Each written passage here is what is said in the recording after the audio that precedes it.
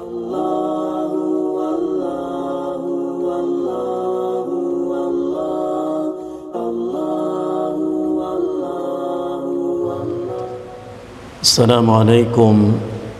warahmatullahi wabarakatuh.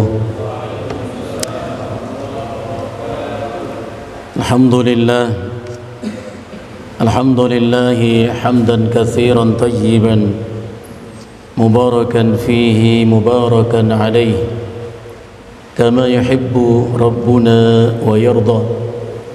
Asyhadu an la ilaha illallah wahdahu la syarika lah, lahul asma'ul husna was sifatul ula, wa asyhadu anna Muhammadan abduhu wa rasuluh wa habibuhu wa aminuhu ala wahyihi arsalahu kafatan linnasi bashiran wa nadhira wa da'iyan ila Allahi bi'idhnihi wa sirajan munira. بلغ الرسالة وأدى الأمانة ونصح الأمة وجاهد في الله حق جهاده وعبد ربه حتى أتاه اليقين. صلوات الله وسلامه عليه وعلى آله وأصحابه ومن اهتدى بهديه واستنى بسنته وسار على نهجه إلى يوم الدين. أما بعد. إخواني في الله أسعدني الله وإياكم. Mengawali kajian kita di kesempatan yang berbahagia ini, tentu kita bersyukur kepada Allah. Alhamdulillah, di kesempatan malam hari ini kembali kita dimudahkan Allah untuk bisa meluangkan waktu sejenak bermujalasah, duduk bersama di majlis ilmu yang mulia ini. Harap dan doa tentu semoga kita termasuk orang-orang yang berhak mendapatkan bisyarah, berita gembira dari Nabi sallallahu alaihi wasallam. Nabi sallallahu alaihi wasallam pernah bersabda, "Man salaka tariqan yaltamisu fihi ilman sahalallahu lahu bihi tariqan ilal jannah." Barang siapa yang menempuh perjalanan dalam rangka untuk mencari ilmu, iltimas al-ilm, mencari ilmu, sengaja ditempuh perjalanan, diayunkan langkah dalam rangka mencari ilmu. Apa fadilah keutamanya? Rasulullah mengatakan sahhalallahu lahu bihi, maka Allah memberikan tashil, kemudahan. Allah mudahkan untuknya dengan ayunan langkahnya mencari ilmu itu, tariqan ilal jannah, jalan ke surga. Nas'alullah al-'afwa wal 'afiyah. Mudah-mudahan Allah Jalla wa'ala anugerahkan untuk kita ilmu yang bermanfaat, ilmu yang menjadi cahaya yang menerangi hati dan jiwa kita, min zulumati syubuhati wasyahawat, menerangi hati dan jiwa kita dari gelapnya syubhat dan syahwat. Ilmu yang membimbing kita untuk menapaki setiap langkah dalam kehidupan kita, karena kita sadar dicipta oleh Allah dan dihadirkan Allah dalam hidup ini hanya untuk ibadah. Dan faham pula kita bahwa Allah melarang kita beramal tanpa ilmu. Surat Al-Isra 36 Allah ingatkan kita, A'udzu billahi samii'il 'aliim minasyaitonir rajim, wa la taqfu. Asy-Syaikh Abdurrahman bin Nasir As-Sa'di rahimahullah dalam kitab Taisir Al-Karim Ar-Rahman fi Tafsir Kalamil Mannan, beliau menjelaskan ayat ini, wala taqfu ay wala tattabi'. Allah mengatakan jangan engkau mengikuti. Lam di situ adalah an-nahiyah, larangan. Allah melarang kita untuk mengikuti ma laisa laka bihi ilmun, sesuatu, apakah ucapan ataukah perbuatan yang kita tidak memiliki ilmu tentang hal itu. Maka ilmu mesti diutamakan sebelum kita berbicara, sebelum kita beramal. Kenapa? Syekh Abdul Rahman mengatakan karena engkau tidak boleh mengira, jangan mengira bahwa ucapanmu, perbuatan itu akan hilang begitu saja. Tidak. Apapun ucapan kita, perbuatan kita, imma laka wa imma alaika. Bisa ucapan perbuatanmu itu menguntungkanmu dan atau merugikanmu. Ucapan amalmu itu, kata Syekh Abdul Rahman, bisa menyelamatkanmu dan atau mencelakakanmu. Ini masalahnya. Sebagaimana Rasulullah SAW bersabda dalam hadis yang dikeluarkan Imam Muslim dalam sahihnya, Rasulullah mengatakan, wa kullun nasi yaghdhu, setiap manusia itu mengawali aktivitas hidupnya, ya dia berucap, bertutur kata, dia berbuat sesuatu. Kapan? Fi ghadatin, di waktu pagi hari. Jadi kita terbuka mata kita, terjaga dari tidur kita, kembali kesadaran kita, kita sudah beramal. Yang luput dari perhatian kita, kata Nabi, fabai'un nafsahu, apapun ucapan perbuatan kita, sadarlah bahwa kita sudah menjadikan diri kita sebagai jaminan atas perbuatan kita itu. Kita sudah menjadikan diri kita jaminan atas ucapan kita. Seperti firman Allah dalam surat Al-Mudaththir, Allah berfirman, kullu nafsin bima kasabat apa? Rahina. Masya Allah, kullu nafsin bima kasabat rahina. Setiap jiwa itu bertanggung jawab atas apa yang diperbuatnya. Bahkan setiap jiwa itu dibuat sengsara oleh perbuatannya.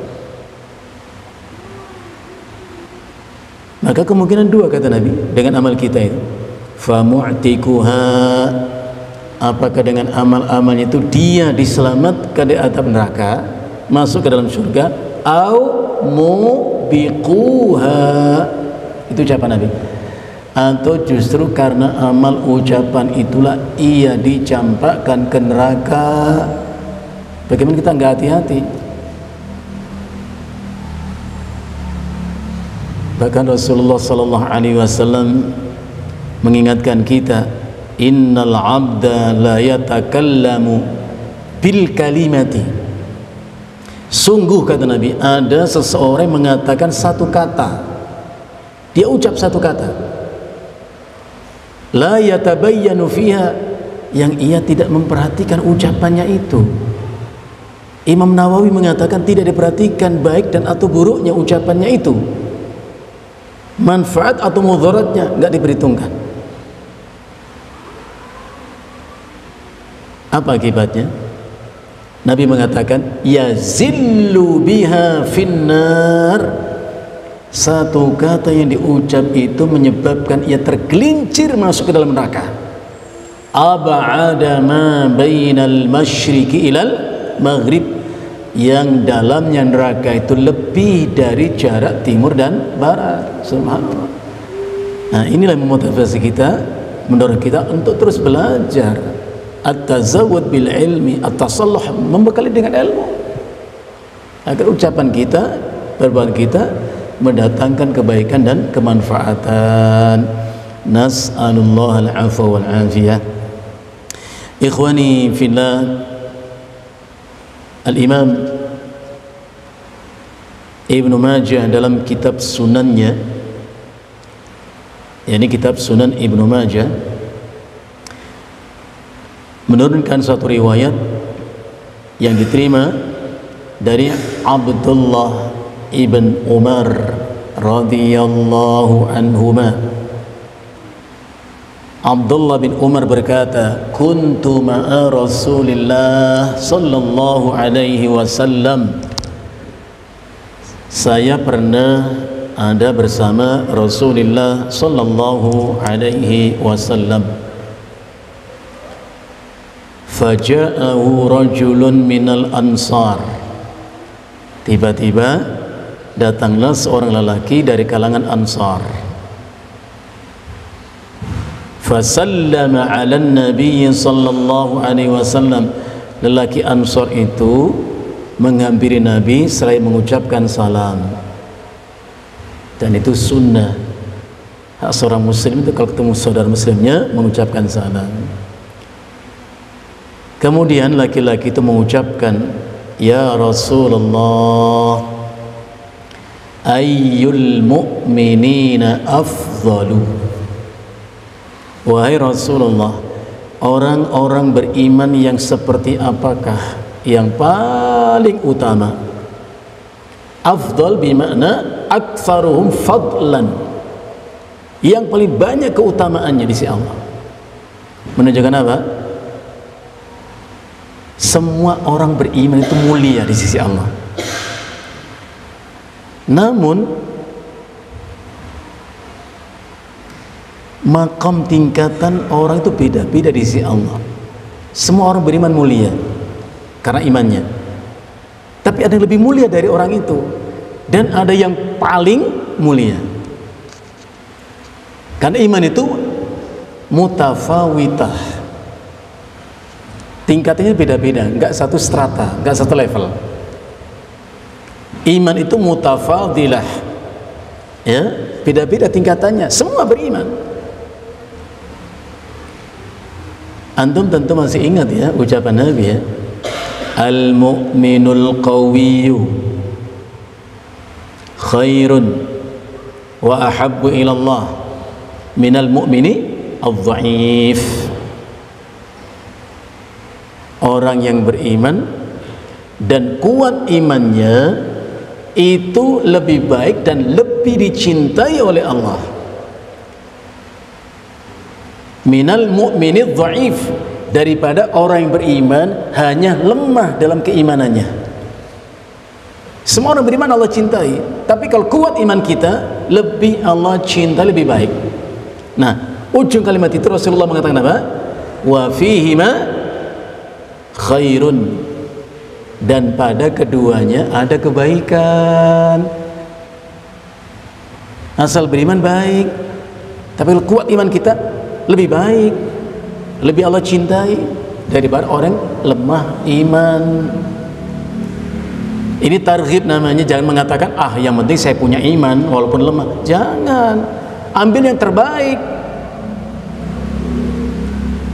Dan Fadilatul Syekh Muhammad bin Salih Utsaimin rahimahullah ta'ala mengatakan, sahabat Nabi ketika bertanya sesuatu kepada Nabi bukan sekedar bertanya, ini penting.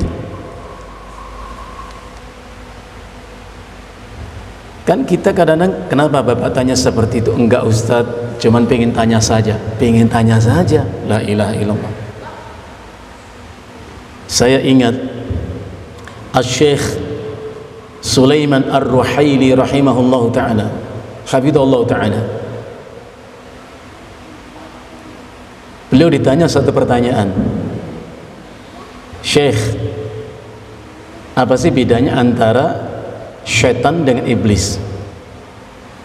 Anda perhatikan, ada orang tanya kepada Syekh Sulaiman Ar-Ruhaili hafidhahullah, apa sih bedanya syaitan dengan iblis? Beliau mengatakan, kenapa engkau bertanya sesuatu? Lima sa'alta syai'an in lam ta'rifu lam yadurruka wa in alimtahu la yanfa'uka. Beliau enggak menjawab. Beliau hanya mengatakan, kenapa kau menanyakan sesuatu yang bila pun kau tidak tahu tentang hal itu tidak memudaratkan dalam urusan agamamu. Bahkan kalaupun kau tahu hal itu pun tidak memberikan manfaat. Masya Allah. Jadi kita harus belajar bertanya sesuatu yang bermanfaat. Kalau kita nggak tahu, mudarat dalam agama kita. Kalau kita tahu bermanfaat, tanyakan. Itu mana firman Allah, fas'alu ala dzikr. Jangan sekedar bertanya. Tanya sesuatu kita nggak tahu, nggak ada masalah dalam urusan akidah, urusan agama, nggak ada masalah. Kalau kita tahu pun nggak ada guna, untuk apa ditanyakan? Sebagaimana seorang laki-laki bertanya kepada Imam Malik bin Anas rahimahullah, Imam Malik, Allah di arsy, benar? Fa kaifa istawa? Terus bagaimana Allah di arsy itu? Bagaimana keadaannya? Seperti apa posisinya? Masya Allah. Allah hanya memberitahukan kepada kita dalam beberapa ayat Al-Quran, Ar-Rahman alal arsy istawa. Allah yang Maha Pemurah di arsy bersemayam. Itu khabar. Itu sam'iyat. Kita tidak tahu seperti apa Allah di arsy itu, tidak memudaratkan akidah kita, tidak mengurangi kesempurnaan tauhid kita kepada Allah. Dan kalaupun kita ingin tahu, pertanyaannya, dari jalan mana kita tahu? Allah nggak memberitahu. Maka Imam Malik mengatakan, al-istiwa'u ma'lumun. Istiwa itu sesuatu yang bisa difahami, dimengerti dari sisi bahasa. Kan Al-Quran kalam Allah lewat bahasa Arab, dari sisi bahasa bisa dimengerti. Wal imanu bihi wajibun. Mengimani Allah di arsy itu wajib. Tasdiqan li kitabillah, membenarkan firman Allah. Was-su'alu anhu wal kaifu majhulun. Menanyakan bagaimananya Allah di arsy itu majhul. Apa itu majhul? Ghairu maklum, sesuatu yang nggak mungkin diketahui. Kenapa pengen tahu?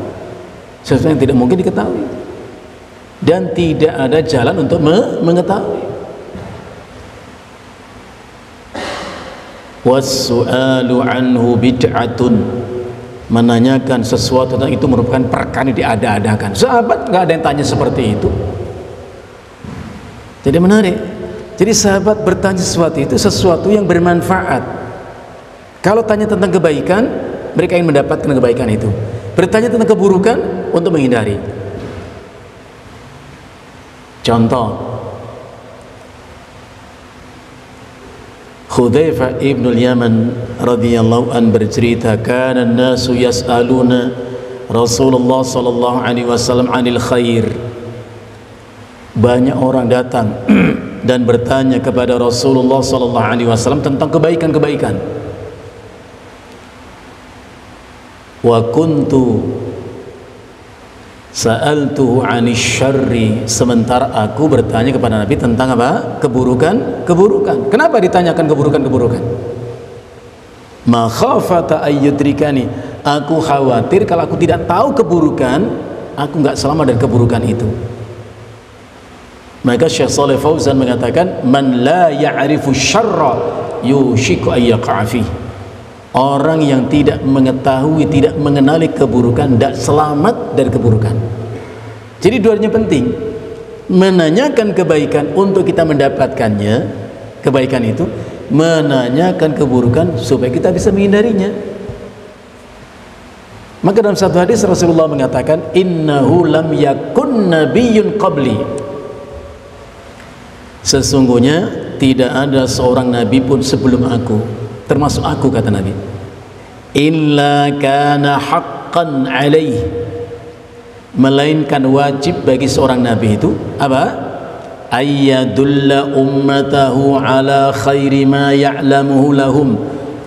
Nabi itu punya kewajiban untuk menunjukkan setiap kebaikan apapun yang Nabi tahu untuk umatnya, itu ditunjukkan kebaikan-kebaikan itu. Enggak satu pun kebaikan yang Nabi tidak tunjukkan. Wa yundirahum syarra ma ya'lamuhu lahum, dan Nabi itu punya kewajiban mengingatkan umatnya setiap keburukan-keburukan apapun yang Nabi tahu untuk dihindari. Masya Allah. Maka Makanya Rasulullah juga mengatakan tidak tersisa satu perkara pun ya, yang bisa mengantarkan kalian ke dalam surga atau menjauhkan kalian dari neraka illa qad buyyina lakum, semuanya sudah dijelaskan untuk kalian. Jadi sahabat Nabi yang satu ini bertanya, ya Rasulullah, ayyul mu'minina afdalu, wahai Rasulullah, orang beriman yang seperti apakah yang paling utama di sisi Allah? Artinya laki-laki ingin mendapatkan manzilah itu, mendapatkan kedudukan itu. Rasulullah dengan singkat menjawab, ahsanuhum khuluqan, orang yang paling mulia, paling utama di antara orang-orang beriman di sisi Allah adalah yang paling baik akhlaknya. Ahsanuhum khuluqan, yang paling baik akhlaknya, itu yang paling utama, kata Nabi. Ucapan Nabi ini membuat kita harus bertanya. Kalau orang yang mulia di antara orang beriman itu yang paling baik akhlaknya, muncul pertanyaan di benak kita, wamal akhlaqu, lantas apa itu akhlak? Nah, kalau kita nggak tahu, gimana kita memilikinya? Jadi Nabi mengatakan orang yang mulia di sisi Allah adalah yang paling baik akhlaknya. Muncul pertanyaan, wamal akhlaqu, lantas apa itu akhlak? Andai pertanyaan kita munculkan, Asy-Syaikh Abu Bakar Jabir Al-Jazairi rahimahullah dalam kitab Minhajul Muslim, beliau menjelaskan,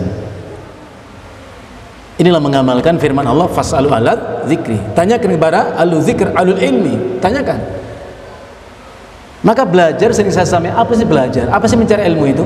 Memunculkan pertanyaan untuk mencari jawaban. Mencari ilmu itu artinya memunculkan keingintahuan untuk mencari penjelasan. Jadi kalau kita nggak ingin bertanya, nggak ingin tahu, selesai sudah. Jadi munculkan pertanyaan. Orang yang paling baik, paling utama, kata Nabi, yang paling baik akhlaknya. Loh, akhlak itu apa kalau begitu? Andai sudah muncul pertanyaan di benak kita, mal akhlak, apa itu akhlak? Para ulama menjelaskan. Di antaranya Asy-Syaikh Abu Bakar Jabir Al-Jazairi rahimahullah dalam kitab Minhajul Muslim, beliau mengatakan, al-akhlaqu hiya, akhlak itu ialah, yang dimaksud akhlak itu ialah hayatun rasikhatun fin nufusi, yaitu perangai, sifat, watak yang sudah tertanam pada diri manusia, pada jiwa manusia. Jadi bayi lahir itu sudah membawa akhlak. Jadi akhlak adalah sikap, perangai, watak yang sudah tertanam dalam jiwa manusia. Tasduru anha al-a'malu wal aqwal, akan lahir dari watak, sifat, perangai itu ucapan-ucapan, perbuatan-perbuatan, bisuhulatin duna takallufin, muncul ucapan, perkataan, perbuatan dengan mudah tanpa beban. Itulah akhlak. Jadi kalau yang terdengar dari seseorang itu kata-kata yang lembut, santun, ramah, nampak kelihatan orang itu adalah bagus sikap dan perilakunya, itu cerminan dari akhlak yang baik.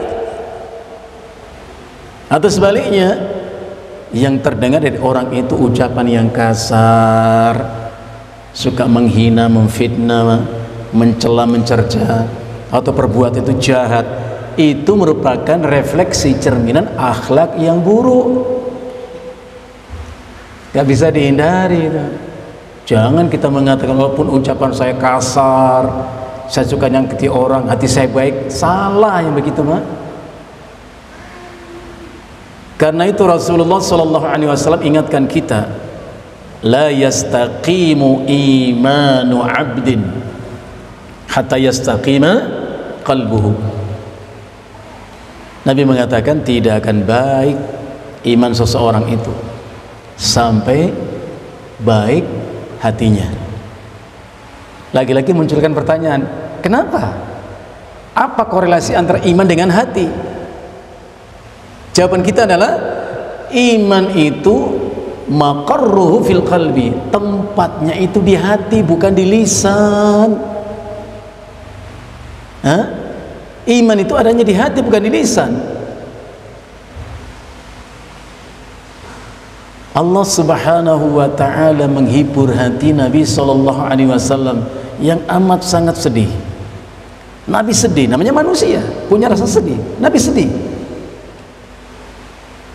Maka dihibur hati Nabi yang sedih itu oleh Allah Jalla wa Ala dengan firman-Nya, ya ayyuhar rasulu, wahai Rasul, kata Allah, la yahzunka, maknanya la yaj'aluka hazinan, jangan kiranya membuat sedih hatimu, jangan hatimu dibuat sedih. Pertanyaan, apa gerangan sesuatu yang membuat Nabi sedih? Allah mengatakan, alladzina yusari'una fil kufri, yaitu orang-orang yang ucapannya, sudut pandang cara berpikirnya, yang perbuatan perilakunya lebih identik dengan kekufuran daripada keimanan. Subhanallah. Nah, di sini kita mikir, kalau kita berbicara, bertutur kata, ini lebih dekat kepada apa ucapan kita ini? Ucapan orang berimankah atau orang tidak beriman? Dalam bermuamalah, berinteraksi sama manusia, itu cerminan kita orang beriman atau tidak beriman? Masya Allah. Ini yang membuat Nabi sedih. Orang-orang yang ucapan tutur katanya, sikap perilakunya lebih dekat kepada kekufuran, lebih identik daripada kekufuran, lebih mencerminkan kekufuran daripada keimanan. Minalladzina qalu amanna bi afwahim, yaitu diantara orang-orang mengatakan dengan lisan mereka amanna. Jadi dinyatakan dengan lisan mereka kami orang beriman, tapi ucapan perbuatannya lebih identik dengan kufuran. Diucapkan kalimat iman, kata Allah, walam tu'min qulubuhum, sementara hati mereka belum beriman. Lagi-lagi kita bertanya, kita iman itu di mana? Sebatas di ujung bibir kita, lisan kita kah, atau sudah di hati? Itu harus kita renungkan. Orang-orang A'rabi datang kepada Nabi dengan penuh bangga hati, amanna, amanna, kami beriman ya Rasulullah, kami beriman ya Rasulullah. Allah katakan kepada Nabi, qul, ya, la tu'minu, qul lam tu'minu, walakin qulu aslamna. Kalian belum beriman, tapi katakan kami berserah diri kepada Allah. Kenapa? Gak boleh mudah mengatakan amanah, amanah, amanah, kami beriman. Kenapa? Walamma yadkhulil imanu fi qulubikum, karena iman itu, kata Allah, belumlah masuk ke dalam hatimu. Itu ayat ujung surat Al-Hujurat itu Allah katakan, walamma yadkhulil imanu fi qulubikum, imanmu belum masuk ke hatimu, masih di ujung lidahmu. Jangan ngomong aku beriman. Bagaimana kita mengenali orang itu imannya masih di mulutnya bukan di hatinya? Itu tadi, ucapannya, perbuatannya kok lebih mirip dengan ucapan perbuatan orang tidak beriman kok. Bukan cerminan keimanan kok. Masya Allah. Bapak mungkin bertanya lagi, terus bagaimana saya tahu iman itu sudah sampai di hati saya? Rasulullah menjelaskan, la yastaqimu imanu 'abdin hatta yastaqima qalbuh, tidak akan baik iman seseorang sampai baik hatinya. Apa kelanjutan di situ? Wala yastaqimu qalbuhu hatta yastaqima lisanuhu. Masya Allah. dan tidak akan baik hati seseorang itu sampai terdengar baik ucapan dan tutur katanya. Tidak akan baik hati orang itu, kata Nabi, sampai terlihat baik amal dan perilakunya. Nah, ini PR buat kita, Pak ya. Jadi menata hati dan jiwa kita itu penting. Inilah orang yang mulia di sisi Allah, yang paling baik akhlaknya. Jadi akhlak itu perangai, watak, sifat yang ada dalam jiwa kita, muncul darinya ucapan, perilaku dengan mudah, tuna takalluf, tanpa beban. Contoh, sabar itu akhlak yang mulia. Kapan kita sabar? Kita masih ingat? Ada seorang wanita tengah menangis sedih di atas pusara anak lelaki yang baru dikubur. Dia punya lelaki, anak lelaki meninggal, dikuburkan. Sang ibu itu sangat-sangat sedih. Dia menangis di atas kuburan anaknya itu. Rasulullah menghampiri wanita itu seraya berkata, ittaqillaha wasbiri, ittaqillaha wasbiri, bertakwalah kepada Allah dan bersabarlah. Musibah yang Allah timpakan untukmu itu wasilah untuk kamu mendapatkan pahala yang berlipat-lipat. Jangan sampai musibah itu membuat kamu semakin berdosa karena tidak terima datang dari Allah. Dinasihatkan. Wasbiri, sabarlah. Itu perempuan tanpa tengok siapa yang ngasih nasihat, langsung dihardiknya. Perempuan itu langsung menjawab tanpa tengok siapa yang ngomong di belakangnya itu. Iyyaka anni fa innaka lam tusab bi musibati. Pergi kamu dariku, kau tidak tahu apa yang aku rasakan. Pergi. Masya Allah, Masya Allah. Iyyaka anni fa innaka lam tusab bi musibati. Pergi kau dariku, kau tidak bisa merasakan seberat apa musibah yang menimpa aku. Pergi. Rasulullah pun pergi. Rasulullah pun pergi. Ada orang yang mengatakan pada perempuan tadi, yang menyampaikan itu kepadamu tadi Rasulullah, dia baru sadar, dia sudah menghardik Rasulullah Sallallahu Alaihi Wasallam. Dia sadar, merasa bersalah. Akhirnya dia pun datang ke rumah Rasulullah Sallallahu Alaihi Wasallam, merasa bersalah dan tentu minta maaf kepada Rasulullah. Rasulullah maafkan, pasti itulah akhlak. Yang menarik, Rasulullah menasihati perempuan tadi. Apa? As-sabru inda sadmatil ula. Sabar itu pada hantaman yang pertama. Jadi kalau kita kena musibah, apa reaksi kita? Itulah akhlak kita. Makanya Allah ingatkan kita, wa basyiris sabirin, sampaikan berita gembira untuk orang yang sabar. Siapa mereka itu? Alladzina idza asabathum musibah, yaitu orang-orang bila tertimpa musibah. Dan ingat, tidak satu musibah pun yang menimpa siapapun kecuali dengan kehendak Allah. Lihat surat At-Taghabun ayat 11. Apa Allah berfirman? Ma asaba min musibatin illa biiznillah. Tidak ada satu musibah apapun menimpa siapapun dimanapun illa biiznillah, kecuali dengan izin Allah. Ibnu Abbas mengatakan ai bimasyiatihi wa qadarih, terjadi karena kehendak dan ketentuan Allah. Pertanyaan kita, bisa nggak dielak itu musibah itu? Bisa nggak bala itu ditolak? Apa jawaban Bapak? Allah takdirkan kita kena musibah, bisa nggak ditolak gitu? Kok nggak ada jawaban? Dalam hadis yang dikeluarkan oleh Al-Imam Al-Hakim dalam kitab Mustadraknya, membantu kita untuk memahami hal itu. Imam Hakim dalam Mustadraknya menyebutkan satu riwayat yang diterima dari Aisyah radhiyallahu anha.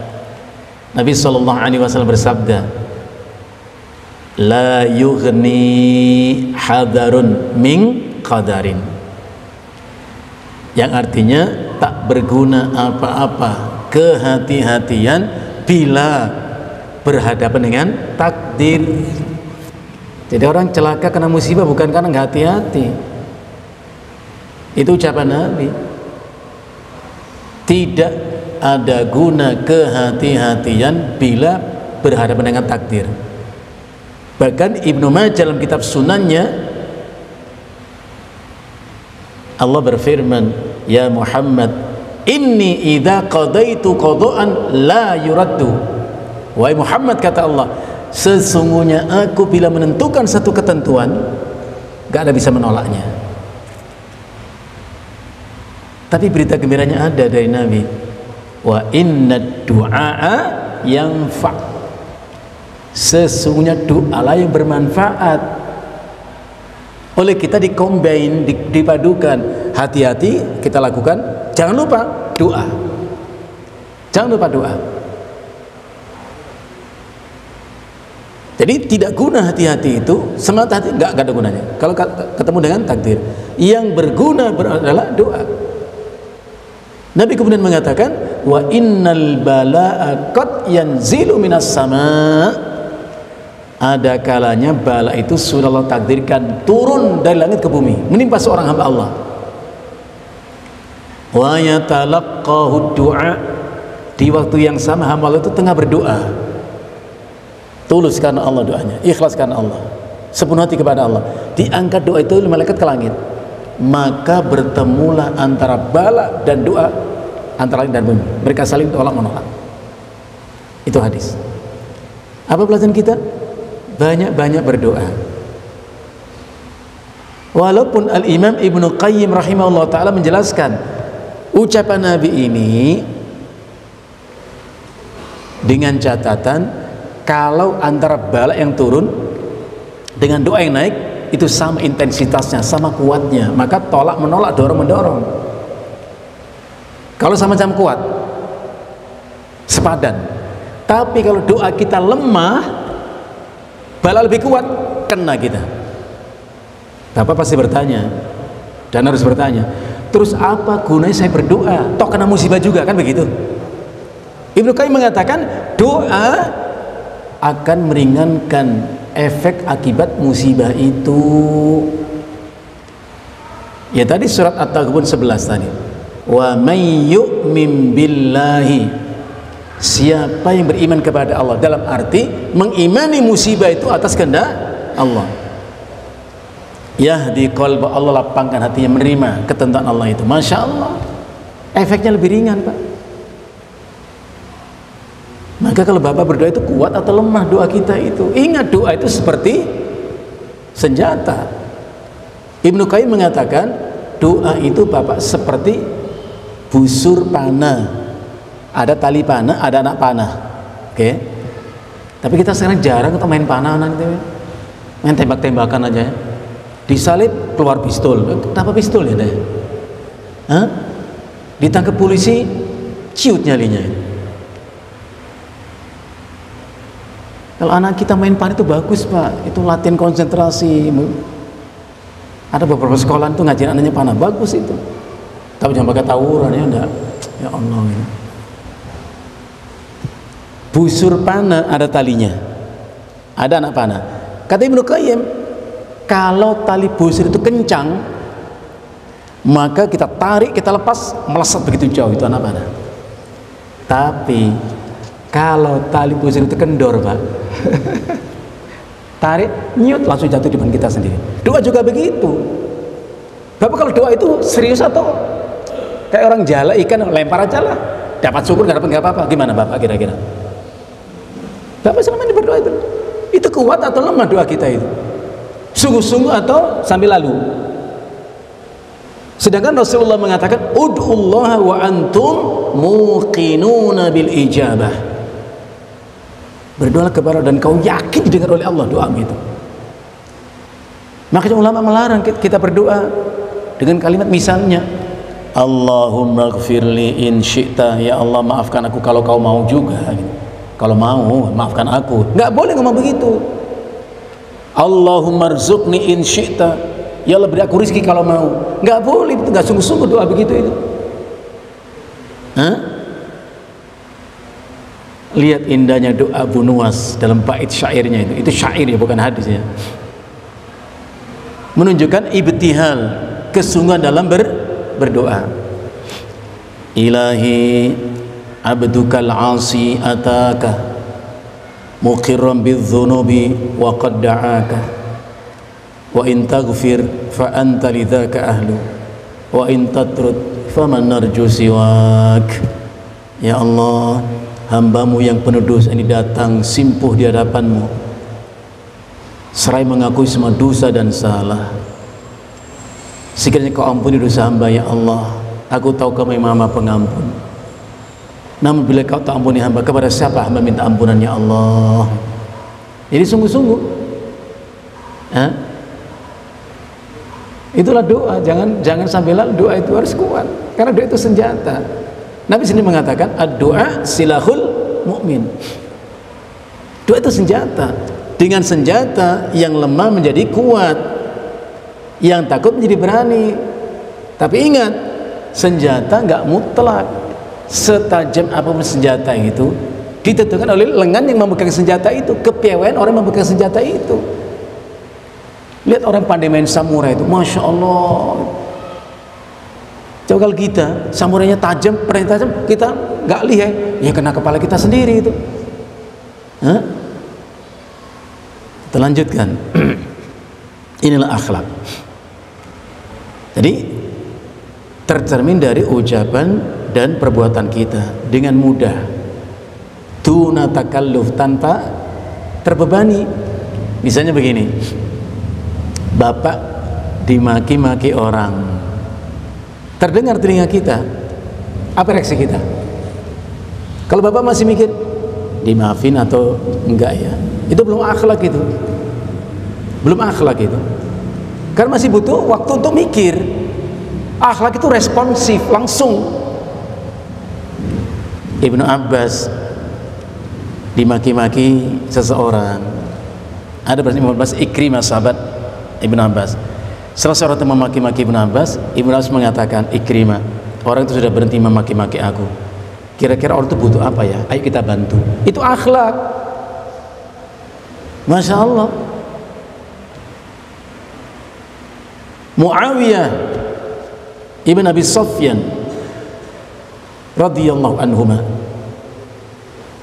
Amirul Mukminin, pemimpin, dimaki-maki orang, dikatakan kasar, jelek, itu kata-kata orang itu. Muawiyah mendengar. Jadi kita harus belajar. Kita belajar. Orang maki-maki kita, dengarin, jangan lari, jangan menjauh, dengarin aja. Tapi jangan diapa-apain, dengarin aja. Berapa lama dia bisa ngomongin kita? Setelah dia berhenti membicarakan keburukan Muawiyah dimaki-maki tadi, ada orang mengatakan, ala tu'akibuhum, kenapa kan kamu hukum orang yang memaki-maki dirimu? Kau kan penguasa, kau pemimpin, kenapa nggak dihukum? Apa Muawiyah mengatakan? Wallahi inni la astahyi ayyadika khilmi an dambi ra'iyati.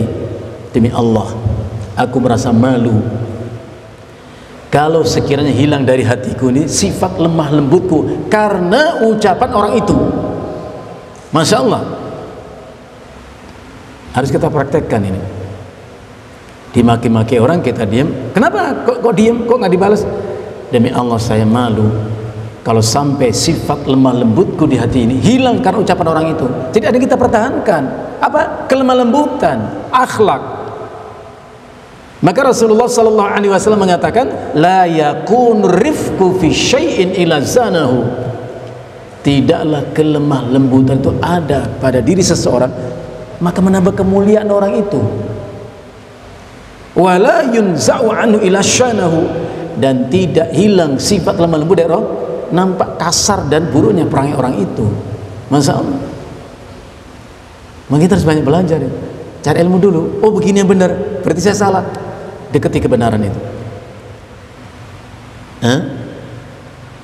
Cucu Ali bin Abi Talib, namanya Ali bin Hasan bin Ali radhiyallahu anhu majma'in. cucunya Ali, namanya Ali bin Hasan, ya, bin Ali. Itu dimaki-maki orang, masya Allah gitu. Itu cucunya Ali ya, cicinya Rasulullah. Ada orang memaki-makinya. Bagaimana dengan kita? Bagaimana dengan kita? Sempurna apa kita ini? Orang memaki itu menunjukkan apa? Keburukan dan aib orang kok. Selesai orang itu memaki-maki Ali bin Hasan bin Ali, beliau mengatakan, apa kau tahu lebih dari itu dari keburukanku? Apakah cuma itu yang kau tahu dari keburukanku? Sebetulnya keburukanku lebih banyak dari apa yang kau sebutkan. Mau aku kasih tahu supaya kamu puas memaki-maki aku? Orang itu malu. Jadi kita dikata-katain dua kata, dimaki dengan dua kata. Katakan sama dia, cuma dua katanya yang kau tahu tentang keburukan. Aku banyak lagi keburukan, mau aku kasih tahu supaya kamu puas. Mungkin bapak bertanya, Ustadz kenapa ya dimaki kok nggak marah ya, dicela kenapa nggak marah? Apa jawaban kita? Orang itu bapak tidak akan mulia karena dipuji dan dipuja, nggak akan hina karena dicela, dicerca, nggak akan hina. Tidak membuat kita risau dengan hinaan, dengan cacian, toh tidak membuat kita hina. Sebagaimana jangan bangga dengan pujian, karena itu pun tidak akan membuat kita mulia. Masya Allah. Maka ulama kita mengatakan ikhlas itu adalah apa? Sama rasa antara pujian dengan cacian, sama, itu baru ikhlas. Jadi kalau kita masih marah kalau dimaki orang, berarti kita mengharapkan pujian. Andai pujian bukan harapan kita, dicaci pun gak akan tersakiti hati. Sementara ini ikhwan yang kita antarkan pada kesempatan yang singkat ini, mudah-mudahan bermanfaat dan kita terus mengupgrade akhlak kita, tentu tercermin dari ucapan dan perilaku kita. Karena sesungguhnya orang yang mulia di sisi Allah adalah, Nabi mengatakan ahsanuhum khuluqan.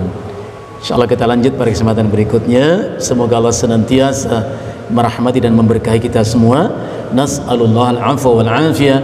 Sallallahu ala nabiyyina Muhammadin wa ala alihi wa sahbihi wasallam. Assalamualaikum warahmatullahi wabarakatuh. Innallaha wa malaikatahu yusalluna